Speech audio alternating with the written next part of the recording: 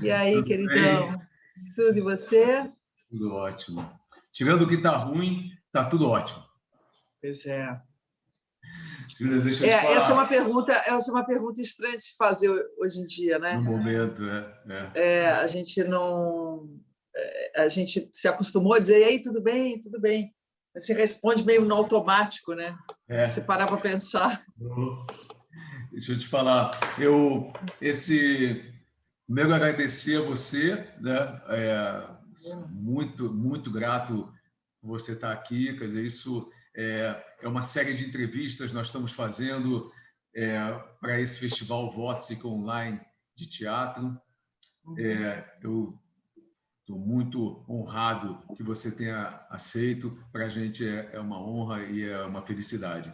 Eu queria te falar, parece que corrige uma trajetória, porque quando essa pandemia começou, a minha vida estava programada, eu estava em cartaz no Teatro Maison com a Miss Sabra Clarice, e a gente ia seguir a viagem, mas eu tinha programado uma série de entrevistas, né, lá no Manus, né, e É que foram verdade. Aliás, a interrompidas. última vez que eu te vi foi no Manus, Isso. fazendo aquele espetáculo lindo, lindo, que era uma conferência, né?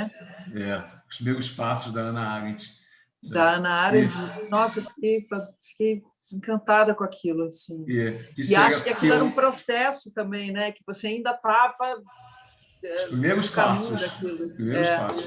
Quando essa pandemia acabou, começou, eu estava no meio, eu estava no o Maison lotando de gente, quer dizer, fazendo a missa para Clarice, tinha acabado de sair do Jornal Nacional, porque era a celebração da missa para Sim, Clarice, eu ia rever você lá. e eu estava lá fazendo, e eu estava ensaiando numa quarta-feira, no Casa Grande, o palco vazio, eu completamente sozinho naquele teatro imenso, e eu estava ensaiando a Hannah Arendt, que seria o meu próximo espetáculo, Novos Passos dela.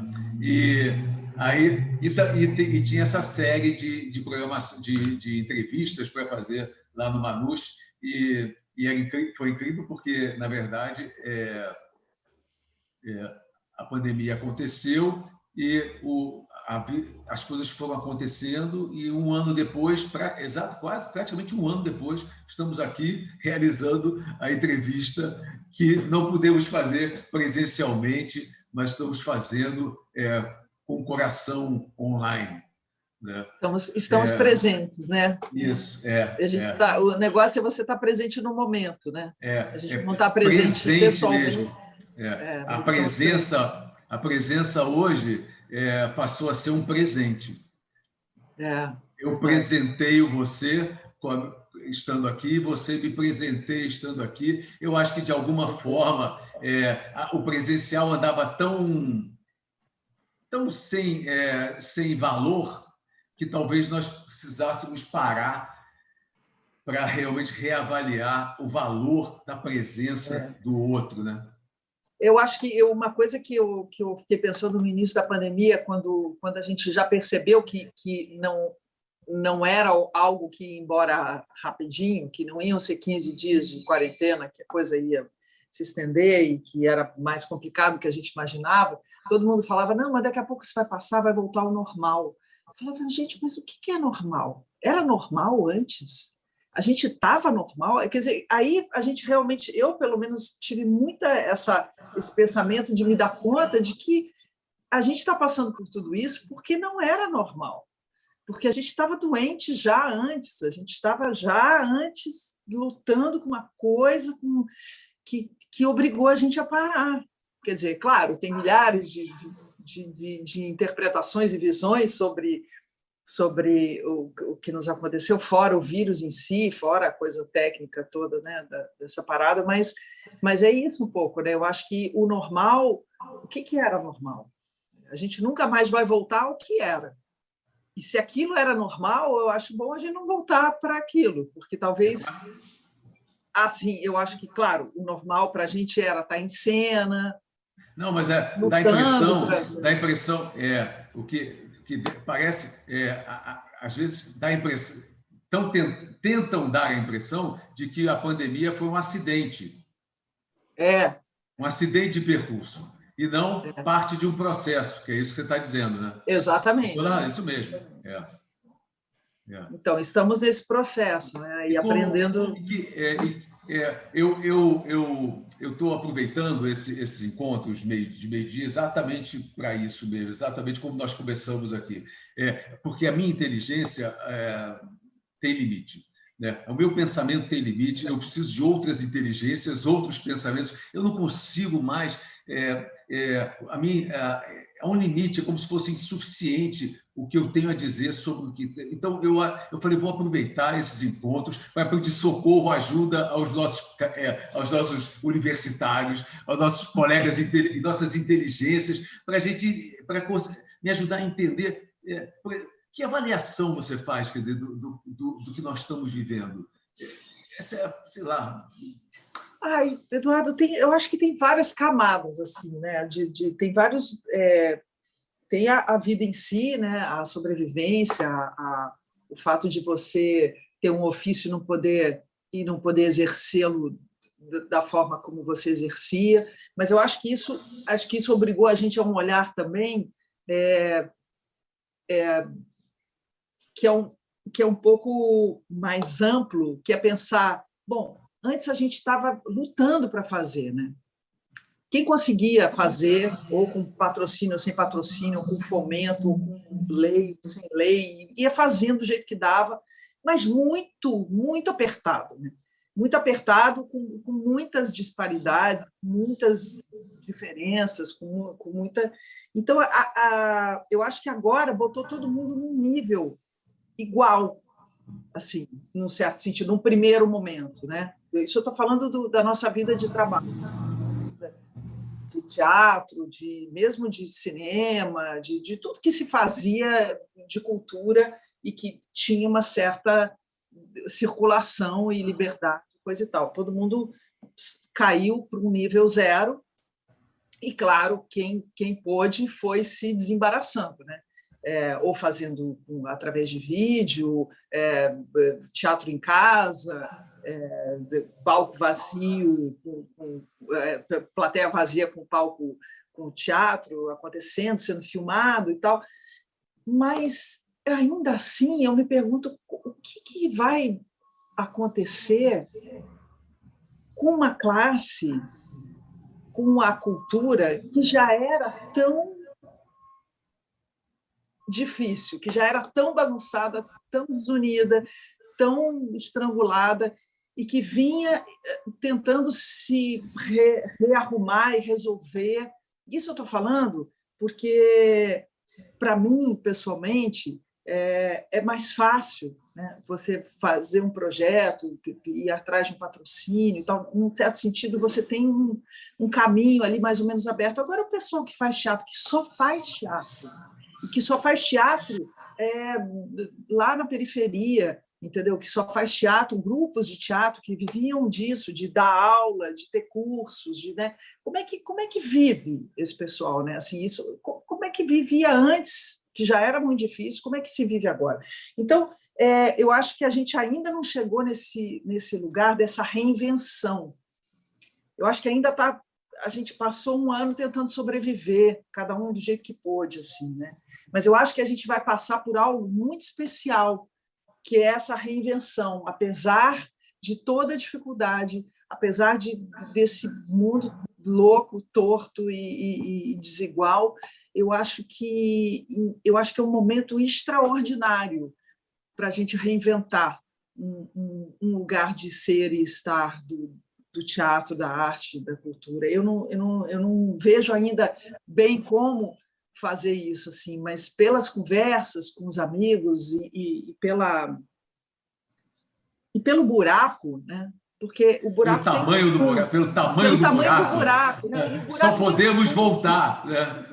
O buraco tem que ter um fundo e a gente tem que botar o pé lá entendeu? E refazer isso, entendeu? Aproveitar essa oportunidade dessa crise e realmente aproveitar ela como uma oportunidade de fazer outra coisa, de mexer nisso, entendeu? De fazer intercâmbios. A gente está aqui falando, você na sua casa, eu aqui, e assim, as pessoas todas estão se encontrando, tem cursos acontecendo, eu falo com os meus amigos pelo Zoom, entendeu? Eu falo mais com os meus amigos pelo Zoom até do que eu os via antes, entendeu?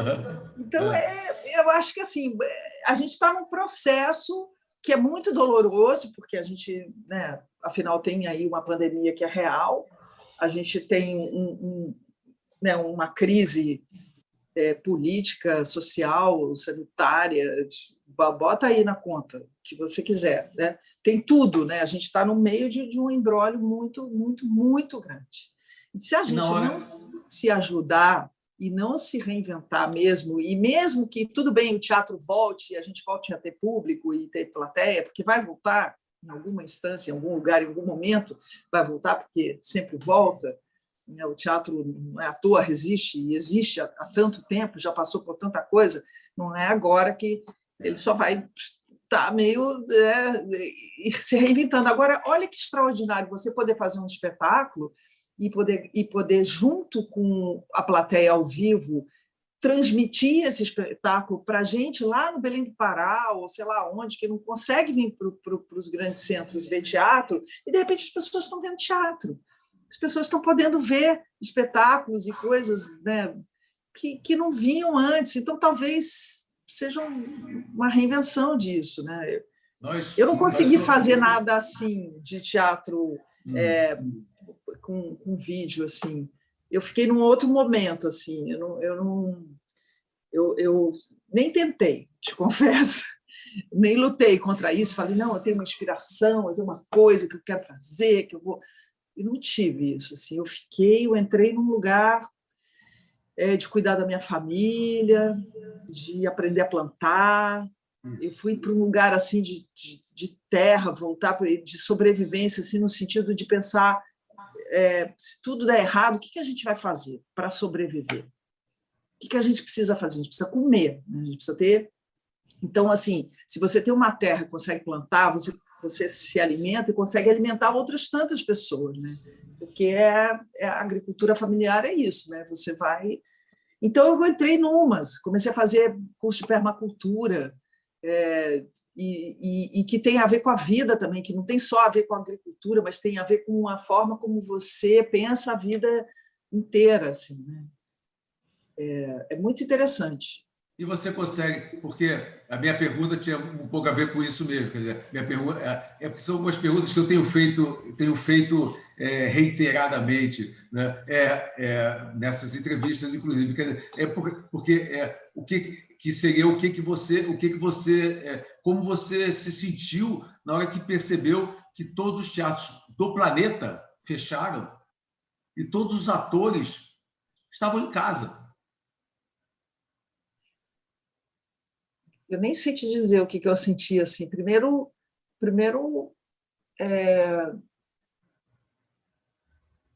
sabe quando você passa por uma situação muito espantosa que você nunca passou e que você não tem muita ideia do quanto tempo aquilo vai durar?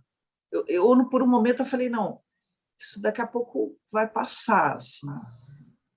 E eu me lembro que, quando parou, eu estava fazendo um espetáculo da Marta Medeiros, lá, o Simples Assim, com a Georgiana Góes e o Pedroca Monteiro, e a gente tinha acabado de reestrear o espetáculo, a gente estava em cartaz aqui no Rio.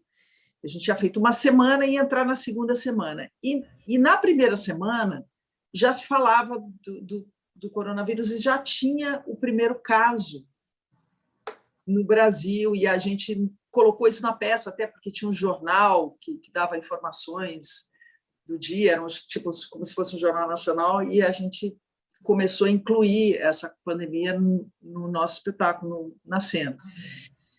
E quando a gente foi parar, que todo mundo falava, não, mas quem sabe, mas as pessoas podem ir, mas a gente avisa a plateia para ter distanciamento. Eu falei, não, ou a gente para, ou a gente para, porque a gente está dentro de um shopping, entendeu? A gente estava dentro de um shopping, falei, não tem condição, vamos parar. Assim, não tinha ideia do que era, assim, mas a sensação que eu tinha era vamos parar, governador falou 15 dias, quarentena, sei lá, né? Quarentena era um negócio que a gente ouvia falar, sei lá. Nunca tive. Para mim, quarentena eram 40 dias, quarentena 15 dias. Eu fiquei confusa com isso. Mas tudo bem. Aí, quando realmente você vai se dando conta de que sai do seu círculozinho do Rio de Janeiro, de São Paulo, Brasil, mundo, e aí você vai vendo que realmente tudo parou, eu fiquei pasma, assim. Eu te confesso que eu fiquei entre assustada e maravilhada, porque eu falei, olha que incrível, a gente consegue parar. Aqueles teatros da Broadway estão parados, estão fechados. Estão fechados até hoje. Onde estão aqueles atores, aqueles bailarinos, Mas aqueles você sabe músicos? o que me comoveu muito foi quando eu vi, eu acho que era o Berlin Ensemble, sem as poltronas. Eles começaram a arrancar as poltronas do chão para só ter um número certo de poltronas para poder sentar ali, né? Para te obrigar ao distanciamento e tudo. Cara, sim, nunca, em tempo algum, eu podia imaginar algo parecido com o que a gente passou e está passando. Mas eu acho que o que mais me aflige, fora tudo isso, é a gente não ter um amparo para nada, entendeu? Tudo bem, a gente não tem um amparo para a população mais carente, não tem nem sequer um auxílio emergencial decente, alguma coisa assim. Agora, os profissionais da gente, da nossa área, né, pessoal de teatro, que só faz teatro, que é camareira, que é iluminador, que é outra regra. São centenas de milhares de profissionais. Centenas de milhares de gente estão muito fodidos. E a gente não tem um amparo assim, a gente já estava vindo sem esse amparo antes, né, por parte de um governo que desconsidera a cultura e os artistas e tudo, e continua assim, né? O que a gente faz com isso é que é muito aflitivo, eu acho, assim, um negócio que é sem precedentes, assim. Eu acho que existe uma luta aí, está todo mundo, né, lutando, tal, o APTR, o SESC, e todo mundo, né, dando saídas alternativas e tudo, mas a lei Aldir Blanc, né, que foi no meio dessa coisa toda, ela surgiu, mas ela também, eu não sei a quantas anda isso, assim, não sei se ela realmente está chegando às pessoas. Não, ela está chegando, ela foi muito útil e está sendo muito importante e está colocando muitas coisas para andar, mas no Brasil é assim, aparece uma coisa e aí fica só naquela coisa. Como se... então, aparece uma lei Rouanet de auxílio às produções, mas aí fica só aquilo. A Lei Aldir Blanc já devia ter a Lei Aldir Blanc 2, a 3, a 4, a 5, a 6, a 7. Ela foi aprovada no início do ano passado. Do ano passado. Está sendo trabalhada, está sendo realizada agora. É bom, é maravilhoso para todo mundo, mas ela tem que ter 1, 2, 3, 4, muito mais. Eu fico pensando se não devia ter um conselho, assim, tipo um conjunto de pessoas da gente, da nossa da classe, que ficasse encarregado de ir captando essas necessidades de mudança dessa lei, de fazer quase como que o governo devia ter feito, né? Que era um comitê de crise, assim, né? Para gerir essa crise, né? Porque era isso que eu me lembro uma vez, no meio da pandemia, eu vi entrevista de alguém do Tribunal de Contas da União falando que não existia um plano de gestão dessa crise. Não tem nem... Não existia assim, tipo assim, não tinha lá dentro nem um médico representante ou representantes de áreas, né, que iam dizer, olha, a crise é essa, estamos nesse lugar, precisamos disso, vamos, né? Não existe isso. Então, você fica meio fudido, sozinho mesmo, assim, né? A gente vai ter que desembrulhar isso. A palavra que resume, mas não é uma palavra nova, porque você usou essa palavra agora e vou só reiterar a razão que você tem dizendo isso, porque eu fiz mais de 400 missas para Clarice, né, espetáculos, no Brasil inteiro. Então, eu tive, como eu ficava só em cima do palco, entravam 300, 400 pessoas, saíam, entravam 300, 400, saíam. Então, na verdade, eu fiz uma anamnese do povo brasileiro.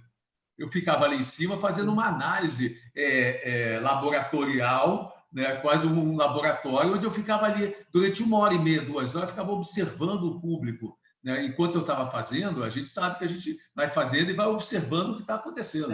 Somos ainda mais um monólogo, né, que você está sozinho. Ainda mais um monólogo, que eu estou ali. Né? Então, eu estava ali e eu fiquei. Então, entrava um grupo, saía, entrava um grupo, saía. E eu, sempre depois, como era uma missa, a gente tinha uma brincadeira que a gente fazia uma confissão, faz uma confissão no final. Sim. Então, o público fica no final e eu volto.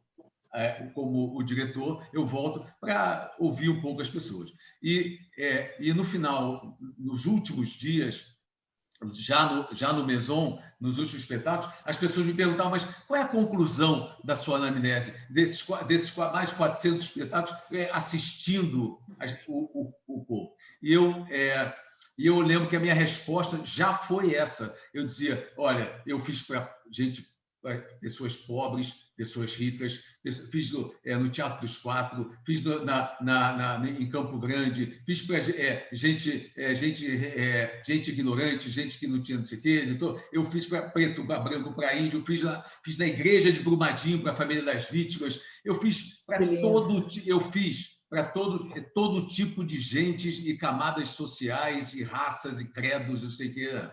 E a conclusão que eu chegava é que o que nos unia naquele momento era o desamparo. Todos estavam se sentindo, naquele momento, quando a pandemia começou, antes da pandemia começar, em total desamparo. Então, o desamparo já era a nossa, eu estou dizendo, já era nós já estávamos nisso. A pandemia veio botar uma lente de aumento imensa, planetária, sobre o desamparo que nós temos. Ela veio corroborar o desamparo, né? Ela veio dizer, vocês estão desamparados mesmo. É isso mesmo, aí, não fica tentando isso aqui. Não. É desamparo mesmo. Se segura onde você puder, cada um se segura onde puder, porque não tem nada que ampare o cidadão mínimo nesse planeta, que ampare a árvore que está ali, que a qualquer momento você olha, ela está cortada, que ampare o animal que está ali. Às vezes o animal também, você olha para ele, ele desaparece, foi comido, né? Ou a planta, aquela planta que você olha assim, engraçado, pode ser que a cura de muitos males do cidadão hoje esteja naquela planta lá que a gente nem sabe, nem conhece. Quando a gente olha, já tiraram a planta, já não está mais lá. Então, gente, eu já me pendurei. A gente não descobriu. Eu tenho uma árvore aqui na frente do meu prédio, um prédio baixinho, assim, ele tem 4 andares só. E a árvore ela é do tamanho do prédio, é uma amendoeira, dessas amendoeiras que tem muito aqui pelo Rio. Uhum. E aí, um dia eu acordo às 7 horas da manhã, isso era pandemia ainda, não sei se ainda era, mas enfim, porque tinha uma erva de passarinho em cima da árvore. A erva de passarinho é tipo um emaranhado de folhas e uns galinhos fininhos, assim, que ela meio que é uma era, assim, uma coisa que cobre e um pouco que sufoca a árvore. Então, a erva de passarinho, você tira ela para você poder deixar a árvore respirar, porque ela é meio uma parasita. A ideia era que eles tirassem essa erva de passarinho. Só que aí vem a Conlurb, com aquela escada Magiros e aqueles caras com aqueles serrotes, aquelas serras, motosserras, e arrancam o galho, cortam o galho da árvore. Bom, eu acordei 7h30 da manhã com uma motosserra na minha janela. Quando eu vejo, eu estava pendurada na janela aqui na frente, falando para o cara da Conlurb, não, moço, pelo amor de Deus, não precisa cortar o galho, você não está vendo que isso é uma... Aí, olha, foi uma luta, eu fiquei 2 horas pendurada na janela, fiz vídeo deles, falei, olha aqui, eu vou denunciar vocês, porque vocês não são do Parques e Jardins, vocês não entendem nada de jardim. Vocês Não, são e era, os açougueiros. e era Vocês só vieram aqui, Vila. vocês estão cagando se a árvore, entendeu? Precisa de nada. Vocês vieram aqui porque alguém disse: olha, aquela árvore, o galho está muito perto do prédio. Tira lá, estão reclamando. Ou então, sei lá, tem uma erva em cima, corta o galho. Não tira a erva, corta o galho, entendeu? Então Não, é isso. era só ir lá em cima e conversar com o passarinho. É, Explicar para ele, olha, faz ali, não precisa fazer isso tudo, não, está faz bonito, as atrapalhando. árvores ficam É, deformadas, elas ficam todas meio capengas, daqui a pouco chove e cai. Por que é cai mais as fácil árvores? explicar para o passarinho do que para o cara da Conlurb. É. Mas Era é mais isso, fácil o entendeu? passarinho entender O ser do que o humano cara da está Conlurb. apartado Isso aí, disso, entendeu? As disso. pessoas não, eles realmente, se eles pensassem um pouco que aquela árvore, ela te dá o oxigênio, ela está ali por um motivo, a árvore, entendeu? Nós somos parte da natureza. Todo esse papo que parece uma baboseira, que na verdade é a pura verdade, é o que somos, e é o que as pessoas não estão nem aí para isso, entendeu? É por isso que a gente está nesse. Então, é por isso que a gente está com esse vírus, é por isso que a gente está com esse país paralisado desse jeito, é porque a gente chegou num limite de ignorância, de desconexão com tudo, de uns com os outros e da gente com a natureza, da gente com nós mesmos. Com as nossas diferenças, é tudo um grande imbróglio. Assim, a gente agora está tendo que fazer a lição de casa. A gente vai ter que desembrulhar isso, vai ter que discordar com as pessoas, vai ter que explicar: olha, gente, não é assim, é assado, olha, você está lendo informação errada, não olha ali, olha aqui. É tipo escola. A gente foi perdendo a paciência com o outro, né? com ouvir o outro, com falar, com conversar. Né? Ficou todo mundo muito na sobrevivência, cada um por si. A gente está. Eu vou tirar um pouco esse sol da minha cara aqui, só vou abaixar a cortina, porque está vendo? Às vezes eu fico parecendo um fantasma. Só um instantinho.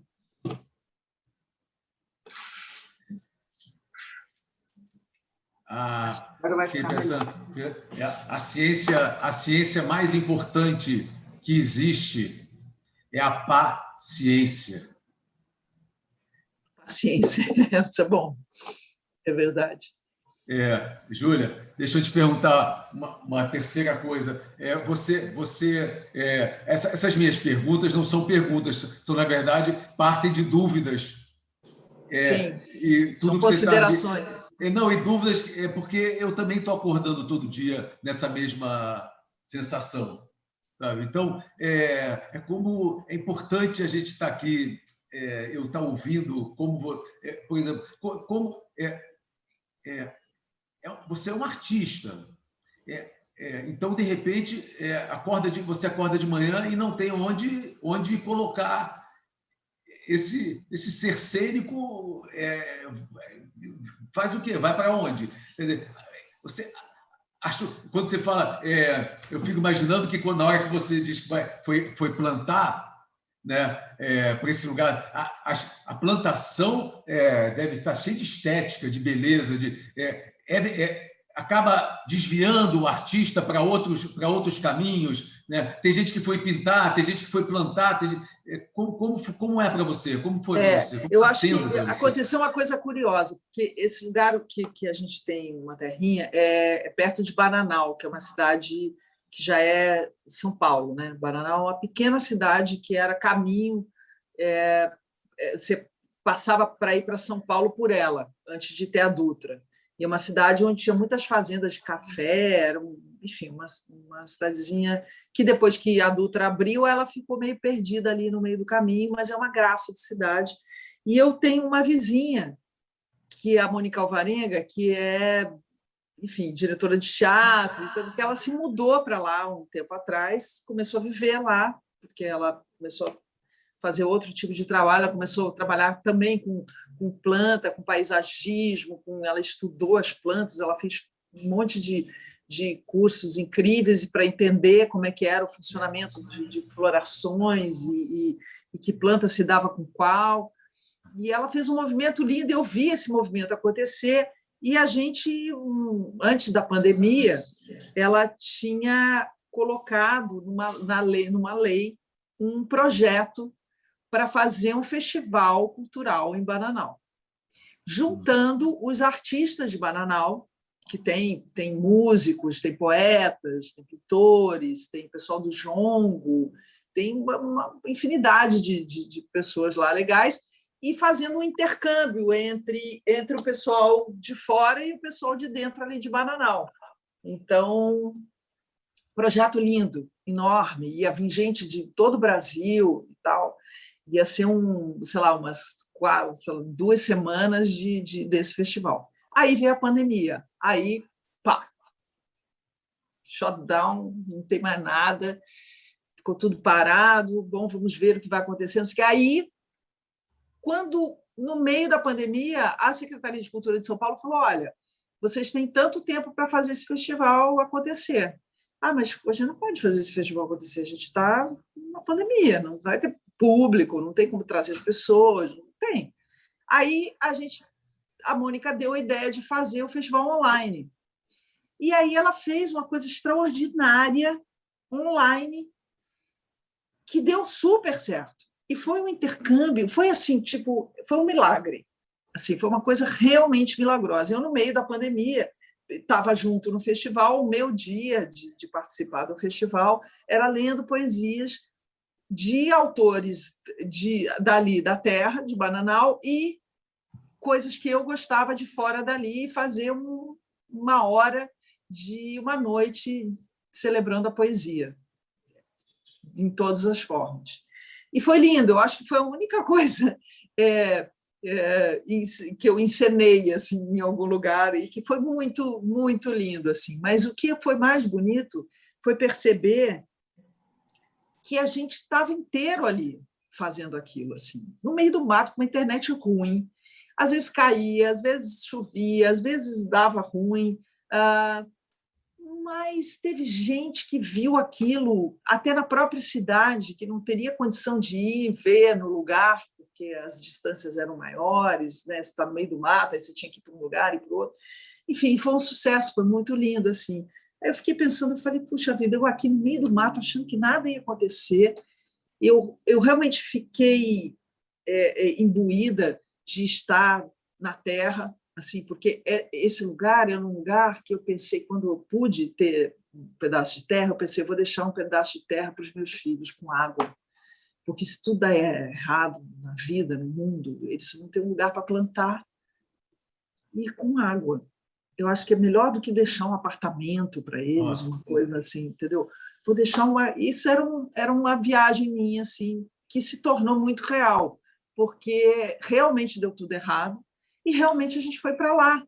E realmente a gente foi plantar. A gente tinha uma horta que era aquela coisa final de semana, que vai um feriado e tal. De repente a gente morou. A minha filha, que é atriz também, a Luísa, e o meu genro, o meu neto, estão lá há um ano. Agora, 17 de março, vai fazer um ano. Eles estão lá, fizeram um disco lá.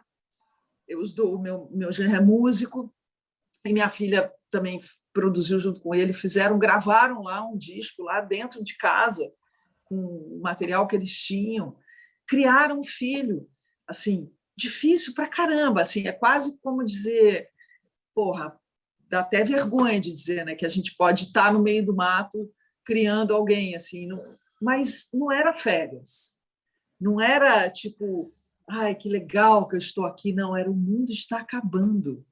Isso aqui é o fim do mundo. Como é que a gente vai fazer com que isso aqui seja preservado, mas que, ao mesmo tempo, a gente possa compartilhar isso com alguém, com pessoas, né? Então, aí surgiu a ideia de fazer essa coisa da horta e fazer uma horta grande, fazer uma horta que a gente pudesse, o excedente dar, fazer cesta básica ou vender na cidade. Eu não teria, eu te confesso que eu não teria problemas se tudo desse errado em, de repente, largar tudo e plantar a minha abóbora, um feijão e um milho, porque isso é uma arte que a gente não tem ideia. Assim. Saber entender o que você planta e como é que dá, o tempo que dá, e como é que você trata o solo, e como é que é o sol, e a lua, e a chuva, e os ciclos, e as borboletas que pousam e que têm as larvas e que têm as pragas, e fazer isso de uma forma ecológica, que você não bote veneno nas coisas, é extraordinário. Eu te juro que eu entrei assim, nesse lugar mas o que mais me preocupa é conseguir viver disso, porque eu fico pensando, eu falo, a gente vai viver do quê se eu for viver disso, né? Eu vou ter que viver disso. Fiquei te ouvindo, pensei em duas coisas que diferenciam mesmo porque o fato de você ser artista, onde quer que você esteja, você sempre vai estar buscando o serviço. Você vai estar sempre buscando servir o outro. Então, quando você diz que você começou a plantar e logo a seguir, para você e para sua família, e logo a seguir você já pensou, poxa, mas eu posso fazer uma horta um pouquinho maior, porque eu posso ajudar as pessoas que estão aqui em volta e tudo mais. Você começa... Não, aí eu fiquei pensando, eu falo, gente, aí você chama as natureza... pessoas para cá, entendeu? Chama os jovens, tem muito jovem em Bananal, entendeu? Tem muita gente jovem que não tem... Assim, o meu sonho, para mim, já está ficando bom se eu conseguir, de repente, reabrir o teatro em Bananal, entendeu? Fazer um centro cultural em Bananal, fazer uma biblioteca, fazer um lugar que inclua os jovens, entendeu? Que dê para eles um horizonte, porque assim, o festival, no final das contas, abriu uma possibilidade. Eles se viram representados ali, eles se apresentaram, eles eram vistos por outras pessoas de fora e pelos seus ali de Bananal. Então, assim, é você ter um olhar um pouco mais amplo, sair um pouco de si mesmo, assim, do seu centro, né? Eu vou fazer. Não, isso dentro das atividades. Que eu estava falando, é porque isso dentro das atividades artísticas, natural, a coisa do festival, da Moniquinha e tudo mais, isso é natural. O que eu estou dizendo, o que eu acho interessante é que a minha sensação de que se você for só plantar, não tem nada a ver com a atividade artística, de atriz ou de poesia, é só plantar, naturalmente vai aparecer em você uma necessidade de servir ao outro, de plantar não só para você, mas plantar para o outro, para a sua comunidade, para a sua cidade. É como se fosse essa ideia, não ficar em si, é sempre trabalhar para o outro. Né? Tá sempre essa ideia do compartilhar, né? Essa ideia também de tocar os outros. Né? Porque a nossa profissão é isso, nós fazemos isso a vida inteira. Né? Outro dia eu disse isso, quer dizer, fecharam os teatros, mas a gente vai achar uma frestinha aqui. Tem um buraquinho aqui, então é por aqui mesmo que eu vou me comunicar. Eu vou servir o outro nesse pedacinho aqui. Né? Tá tudo fechado, é impossível. Eu vou achar um jeito. A Helene Caruso. Gente, a gente vai voltar, a gente vai fazer na rua. A gente vai voltar a fazer na rua. Onde tiver tiver um buraquinho para a gente se comunicar com o outro, ajudar o outro, a gente vai fazer. A Helene Caruso, mulher do Chico Caruso, disse que nós somos brechtianos. Aí eu falei, mas de brecha? Falando de brecha. Vamos sempre achar uma brecha. Brechianos. Nós somos brecha, nós vamos achar uma brecha. E eu fiquei pensando também sobre essa coisa de plantar, né, desse lugar. É incrível, porque esse lugar da terra, de onde você planta, e essas intempéries todas, você aprende imediatamente que não é você que faz. É um pouco, a gente, enquanto ator, enquanto artista, a gente já sabe disso há muito tempo, que nós não somos criativos, nós somos instrumentos da criação. Quando você está ali plantando, imediatamente você percebe que não é você que faz. Tem tantas coisas que só você aprender a não atrapalhar, né? Não, só você aprender como é que é o sistema, né? Dê a sua contribuição e não atrapalhe. E dá espaço, fica observando. Mas é um exercício, você sabe, Eduardo, de escuta. De olhar e escutar e saber entender, entendeu? Ouvir os sinais ali. Isso é dificílimo, porque eu me lembro que toda vez que eu ia para lá, antes assim de tudo, que eu demorava um tempo para chegar. Chegava o corpo, mas a alma, assim, o respirar, o estar lá, o contemplar, o ficar, demorava para chegar, porque a gente tem um outro ritmo. A gente chegava da cidade, a gente chegava de outro lugar, né?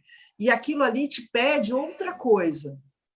Te pede esse olhar de quem deveria fazer parte daquilo. Para você fazer parte daquilo, você tem que ser muito humilde assim, e muito te falar, olha, desculpa, eu não sei nada, provavelmente eu vou fazer umas merdas aqui, vou matar umas coisinhas que eu não queria, não era a minha intenção, mas eu quero aprender. Aí você vai testando, aí você vai olhando, aí você planta num dia, o negócio tem coisa que cresce em pouco tempo, tem coisa que cresce e demora mais tempo, tem coisa que morre, você não sabe por que morreu, até você entender, né? Por isso que é um estudo, é uma ciência, é um negócio bárbaro, é uma coisa que é uma dedicação. Assim, eu fico muito estimulada com isso, mas, ao mesmo tempo, eu fico pensando que a gente não mesmo que a gente volte a ter grandes coisas a fazer fora estar na terra, mexendo com a terra, vamos que eu tenho vontade de não abandonar esse lugar, assim, sabe? Esse lugar da escuta, da paciência, né? do olhar para uma coisa que você não sabe. Eu gosto dessa ideia de não saber. É lindo, porque, no fundo, isso você está dizendo, porque, na verdade, isso nós fomos forjados, nós, que eu digo, nós, eu acho que existem os seres ordinários e os seres extraordinários. Nós, artistas, somos seres extraordinários. Isso não tem julgamento de valor dentro disso, porque a gente Sim. sofre tanto quanto, mas é diferenciado. Nós somos diferenciados. Nós somos forjados nesse lugar. Cada personagem, cada espetáculo, nós estamos exatamente mergulhados nesse. A gente bota a roupa preta, entra na caixa preta e diz: eu não, dá licença, eu não sei nada, eu vou fazer umas merdas aqui, vou errar. A Fernandona uma vez me disse: Eduardo, no fundo, nós somos alquimistas. Né? Nós gostamos de ficar ali mexendo e tudo mais. E eu também me lembrei agora de uma coisa que você estava falando, porque uma paisagista muito querida, chamada Cíntia Zanotto, ela me disse uma vez que ela era uma paisagista e eu nem sabia o que era paisagismo, e ela falou: vou te mostrar o jardim que eu fiz. Aí eu fui ver o jardim. Eu achava que eu ia chegar lá e encontrar um jardim todo arrumadinho, todo preparadinho, as flores todas juntas aqui, a beleza ali, o outro aqui, não sei o quê, que ela teria feito, colocado tudo, não sei o quê. Quando eu cheguei, eu falei: gente, uma floresta. Uma floresta. Aí ela falou assim: então, eu fico aqui, só observando e deixando ela se manifestar. E isso, nossa, tinha uma beleza. Eu não achei legalzinho. Eu era capaz de ficar uma vida ali olhando aquilo. Porque aí eu entendi o que ela fazia. Né? Isso é um pouco o que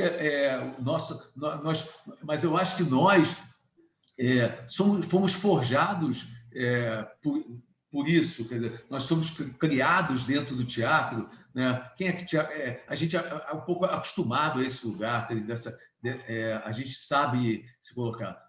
E isso que você está dizendo também pode ser que agora futuro para frente só vai ficar no teatro quem realmente tiver esse lugar de desejo inevitável, né? Também acho. Eu acho que só vai.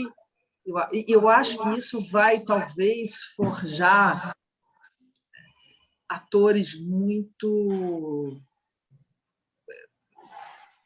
Não sei se é certo dizer isso assim, mas com um nível de profundidade diferente, assim. De necessidade. De necessidade, é. Eu acho que sim. Eu fico pensando assim que como sei lá, a gente vive lendo e, né, catalogando autores, né, peças. Eu comecei a catalogar sementes lá porque é Mata Atlântica, né? Então, a gente para fazer esse movimento para todo mundo, de compartilhar, se você identifica as sementes que caem das árvores, você identifica antes as árvores, obviamente. Né? Então, essa aqui é uma quaresmeira, isso aqui é uma sementinha de quaresma, da quaresmeira, aí você vai plantar, vai fazer uma muda. E aí você vai fazendo mudinhas, e aí você refloresta lugares. Lugares que, de repente, estão degradados porque tem boi, ou porque ali foi um pasto e já não é mais, ou teve uma queimada, uma coisa que acontece muito, né? Uma época do ano que fica muito seco lá, e com essa mudança climática que é uma desgraça, isso acontece cada vez mais.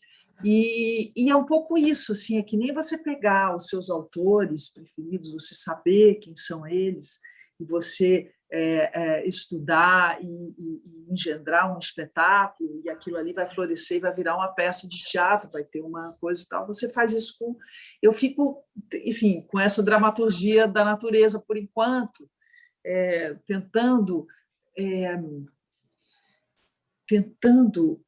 não perder a conexão com o divino, assim, sabe? Com a criação.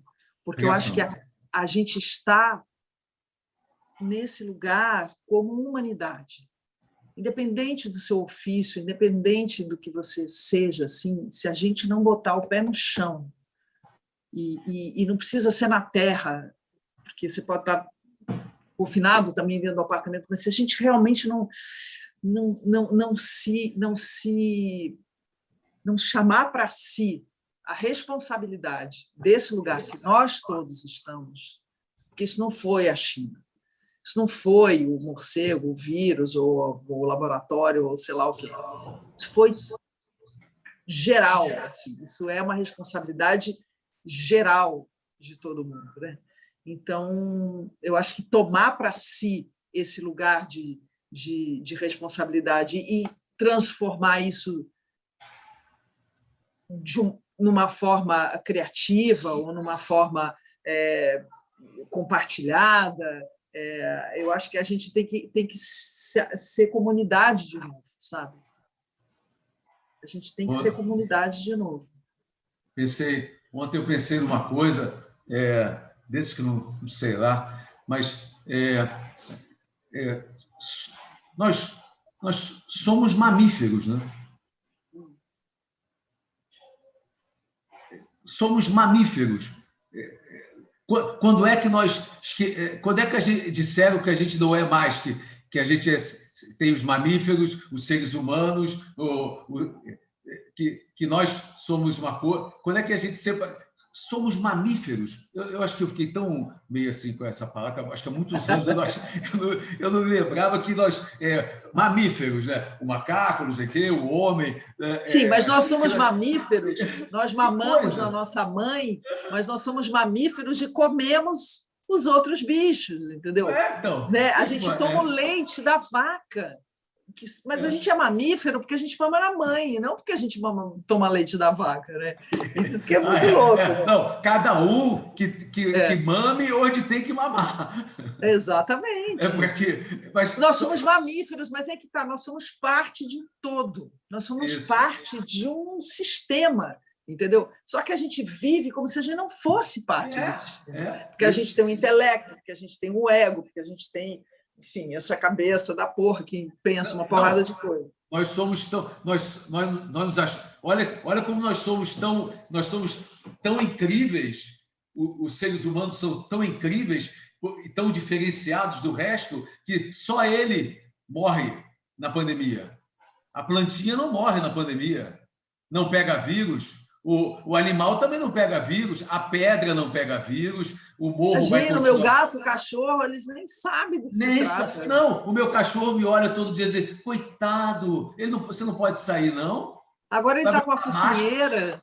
Ele sai tudo. O meu cachorro sai para passear 3 vezes por semana, 3 vezes por dia, 2 vezes por dia, sem máscara.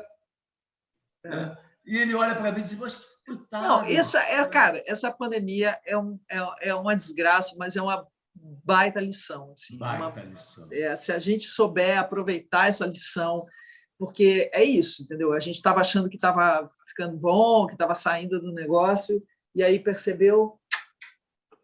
Me liga, tá? Meu filho. E percebeu que não tá acabando, né? A gente calhou de ser brasileiro, né? De estar no pior lugar do mundo, no pior momento, com o pior governo, já um planeta desamparado, nós estamos no desamparo do desamparo do desamparo do desamparo. Não, eu ouvi alguém dizendo lá fora que o Brasil foi o único país que enfrentou a pandemia pelado e de peito aberto. Assim, totalmente despreparado. Assim. É um milagre que a gente esteja morrendo. Assim, a gente devia estar morrendo mais. Eu acho que, inclusive, a gente está morrendo mais. Eu acho que esses 2.300 pessoas que morreram não são 2.300 pessoas. Não tem essa conta fechada. Essa conta não está fechada. Entendeu?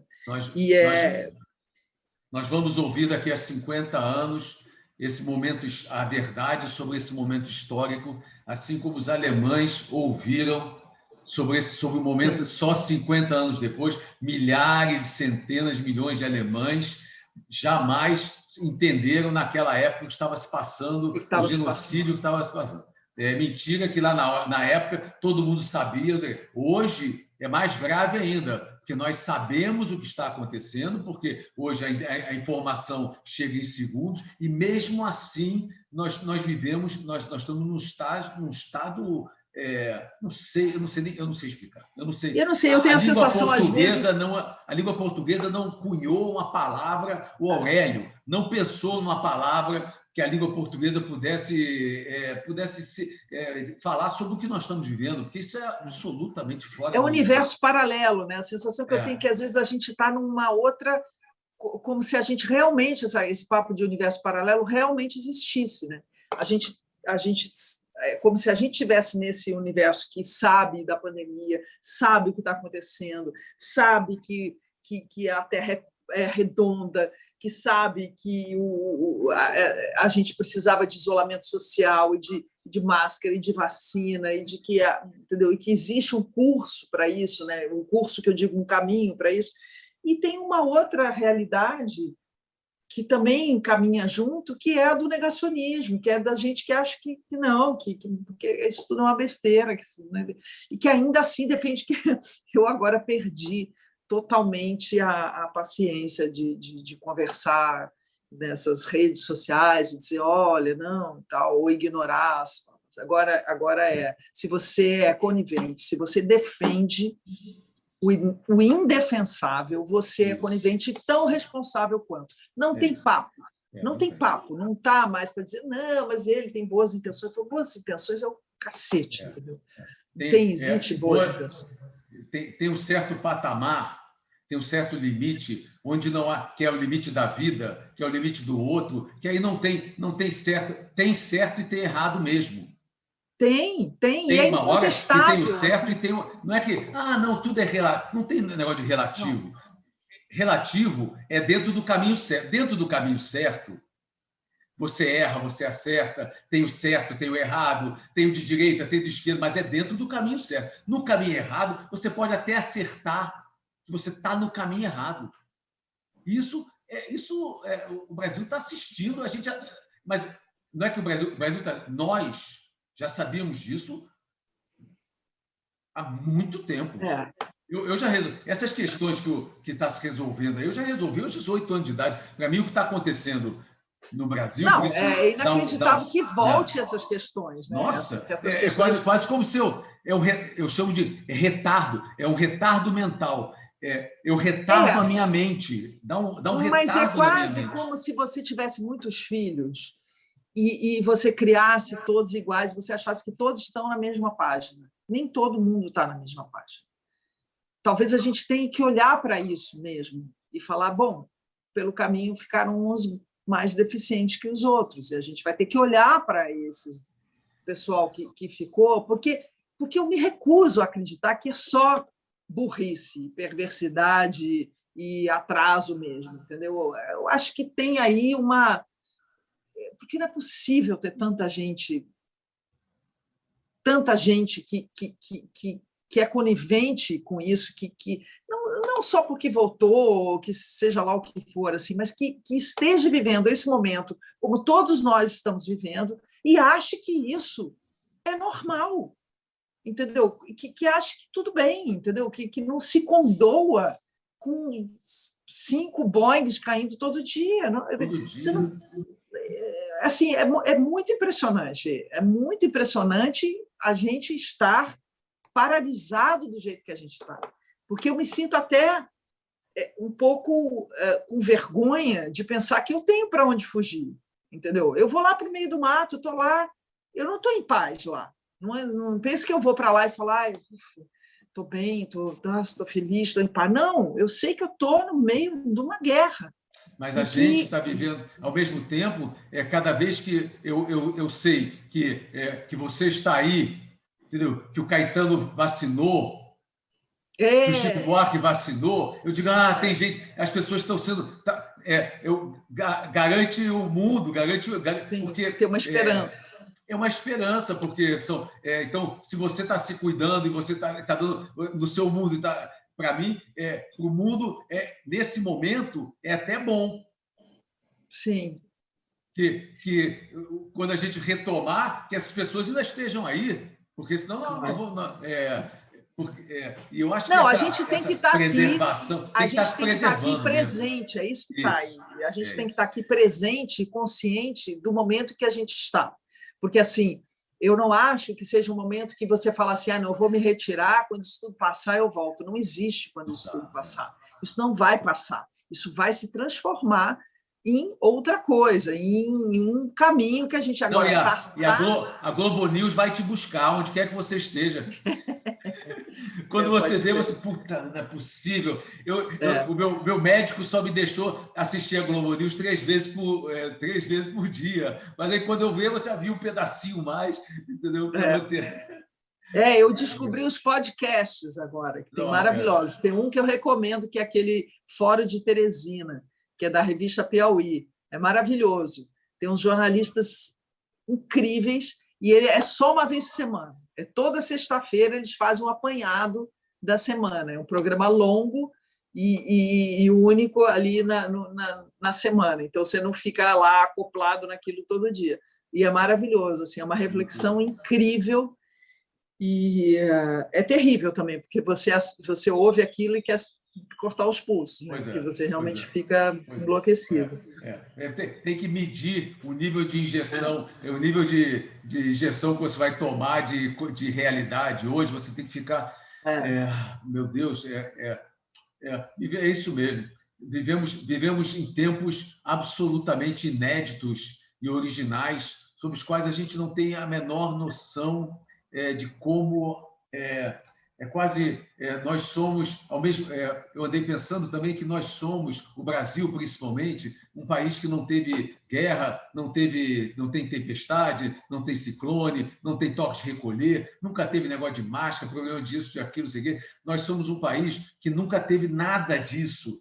Então, nós já seríamos um país, dentro dessa pandemia, com muita facilidade de desorganização, porque o cara diz que tem que botar máscara, o cara diz, se na Coreia o cara diz que tem que botar máscara, o cara já está com a máscara, não precisa dizer que tem que botar máscara. Com a máscara. Ele já acorda com a máscara, ele já está acostumado. Se em Paris toque de recolher, eles passaram 2 guerras fazendo toque de recolher. Então, os outros países têm... Nós nunca tivemos nada disso, ao contrário. Fomos um país do jeitinho. Tem que botar a máscara. Botar a máscara mais ou menos e tudo mais. Então, ainda mais quando você tem um governante que fala que tudo bem, que não precisa botar máscara. Para isso é que a gente precisaria, nesse momento de crise, que as inteligências tomassem conta e regrassem o povo brasileiro. Não é hora também de educar, nem de nada. É hora de dizer assim, vamos nos salvar e depois a gente resolve o resto. Então dá o caminho, é como o diretor... É uma ordem, né? Dá uma ordem, né, para aquilo. Para a gente nunca foi tão importante que alguém chegasse para dar uma ordem, né, para que a gente pudesse entender qual é o caminho das coisas. Júlia, a gente... Puxa, é para ficar aqui conversando... Pois é, eu nem sei, tem um tempo isso já. Não tenho tempo, não. Não tenho tempo, não. É para a gente ficar pensando a vida e pensando o teatro. Agora, só uma coisa, o que você acha, por exemplo, assim, agora, eu fico lendo umas coisas, eu estava lendo textos, assim, pensando em coisas que eu gostaria de mexer e eventualmente, né, fazer de algum jeito. O que você... Porque, assim, em vários momentos, quando a gente está, né, dependendo do seu momento de vida, assim, você se depara com um texto que você fala, nossa, isso aqui foi escrito há tanto tempo atrás, mas conversa tanto com a gente agora, né? Fora um Kafka, o que você acha que conversa com a gente agora, assim, como teatro? Assim, para fazer que faça com que isso que a gente está vivendo agora, esse momento que a gente está vivendo agora, faça sentido, assim, quase como se não precisa ser algo que tenha a ver com esse momento, mas algo que seja escutado nesse momento, que as pessoas ouçam aquilo e falam, era isso que eu estava precisando escutar. Júlia, assim. Eu descobri, porque tudo que eu sei eu aprendi com o teatro. Então, eu descobri nessa pandemia uma das descobertas é que o contemporâneo é aquilo que nos comove hoje. Uhum. O que comove o espectador hoje é o contemporâneo. Então, tem milhares de autores modernos que não me comovem hoje, tem milhares de autores modernos que me comovem, tem milhares de autores contemporâneos que me comovem hoje e outros que não comovem. E o Sófocles, então, me comove, como tem peças do Sófocles também não me comovem hoje. Então, o que é contemporâneo é o que comove o espectador hoje. O que me comove o espectador hoje. Ou seja, coloca o espectador em movimento, que é isso que você está perguntando. Então, mas eu acho, eu tenho falado sobre isso, quer dizer, que nós devemos, a humanidade, neste momento, deve pedir perdão de joelhos a todos os nossos dramaturgos. Porque todos os nossos dramaturgos, desde Ésquilo, Eurípides, Sófocles, Shakespeare, Tchekhov, Ibsen, todos os nossos grandes dramaturgos até hoje nos avisaram e falaram sobre exatamente o que nós estamos vivendo hoje. Eles foram Cassandras. A Cassandra é uma personagem que tem o poder da visão, de ver o que vai se fazer, e tem a maldição de que as pessoas não acreditam no que ela diz. Sim. Esses dramaturgos nossos todos, eles viveram esse tempo todo a maldição de Cassandra. Agora, o Édipo começa, a primeira cena do Édipo começa com o povo na porta do palácio de Tebas, o povo está com o vírus, está vivendo uma pandemia, e eles estão na porta do palácio pedindo, pelo amor de Deus, que o rei de Tebas apareça e descubra qual é o vírus expurgue o vírus daquela comunidade, daquela cidade. E o Édipo, então, assume a responsabilidade como rei, porque foi criado com a nobreza que um rei é criado, assume a responsabilidade arrogantemente, porque ele também tem os seus defeitos, ele assume a responsabilidade e diz: eu vou descobrir o que está causando a peste nessa cidade e vou resolver esse problema. Ele vai fazendo isso até descobrir que ele é o vírus. Que ele é o vírus. É sensacional. E que quando ele descobre isso, a cidade, ele cura a cidade. Então, eu acho que não há nada mais contemporâneo do que isso. O Chekhov, quando você estava falando aí da natureza, o Kepler, do Tio Vânia, o médico do Tio Vânia, chega, bota na mesa aquele mapa e diz o que ele está fazendo de reflorestar. Ele está reflorestando, ele é um médico e está preocupado com as questões ambientais. Nós, eu digo assim, nós, agentes do teatro, mas principalmente os dramaturgos, já vem fazendo esse serviço há milênios e milênios. Então, eu acho que nesse momento a gente tem que voltar a eles. Acho que os dramaturgos, lá atrás, eles já estavam falando sobre isso e de uma maneira lúdica, poética, né? Quanto Lorca não falou sobre a natureza, sobre as flores, sobre o vírus, sobre o mal do homem, sobre as questões, a relação da gente com o outro, enfim. Então, o que eu hoje recomendaria, sugestão de quem não está em condições de sugerir nada, é que a gente tenha um novo olhar sobre a grandeza dos nossos dramaturgos, né? E vá a eles com a maior humildade, diga: olha, vocês estavam certos, vocês já estavam falando sobre isso, vamos tentar, vocês deixam, vamos de novo, vamos tentar, começa a dialogar de novo com Sófocles. Porque eu acho que a gente tem que fazer isso, sabe, Eduardo? A gente vai ter que fazer isso, a gente vai ter que fazer as pessoas ouvirem isso. De novo, entendeu? Realmente, porque talvez o aprendizado passe por isso, né? Você tem que ouvir de novo. Você tem que ouvir muitas vezes. Mas a gente, Júlia, nós também precisamos saber que os dramaturgos e nós, pelo seu tempo... eu lembro no aniversário de 90 anos da Fernandona, ano passado, ela reuniu todo mundo no Sesc Ginástico para fazer aquela leitura do Nelson Rodrigues. E eu lembro que, quando acabou, alguém gritou assim: Fernanda, nós vamos trabalhar para entregar para você o país que você merece, pelo qual você trabalhou a vida inteira. Nós somos uma geração, eu sou 2 gerações abaixo da Fernanda, ainda tenho fôlego para isso, mas eu não sou responsável como artista ou como servidor por isso que está acontecendo. Eu não acho que você, pela sua trajetória, nós fazemos parte do que eu chamo hoje do Brasil bom. Existe um Brasil bom. E nós fazemos parte desse Brasil bom. Eu não tenho nenhuma...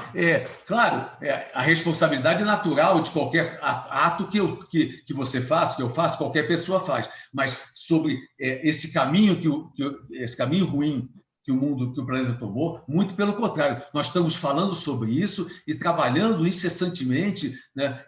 Isso a gente não vai... A gente não vai ganhar esse peso, não é nosso. Esse peso não é nosso.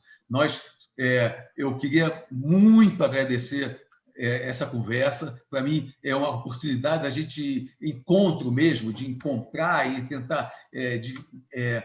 há um ano atrás... A gente está tão precisado de conversar, né? Muito, muito. Eu acho que hoje, eu sempre digo, 5 pessoas inteligentes se sentarem numa sala resolvem qualquer problema. Se tiver um buraco ali na lagoa, 5 pessoas reúnem na sala e resolve, se tiver desejo, vontade mesmo, intenção, boa intenção de resolver. Eu, quando começou essa pandemia, eu falei, eu vou desistir, vou parar tudo. Fazer o quê? Mas eu só sei fazer isso.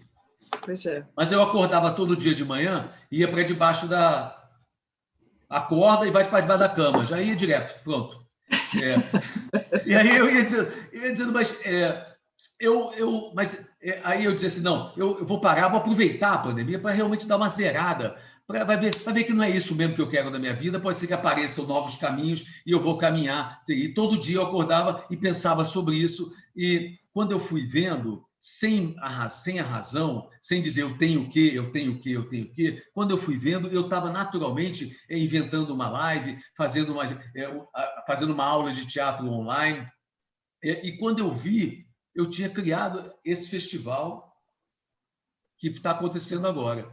E eu acho que a gente, entendeu? A gente tem muita coisa a contribuir, sabe? Ainda para o que vem por aí, sabe?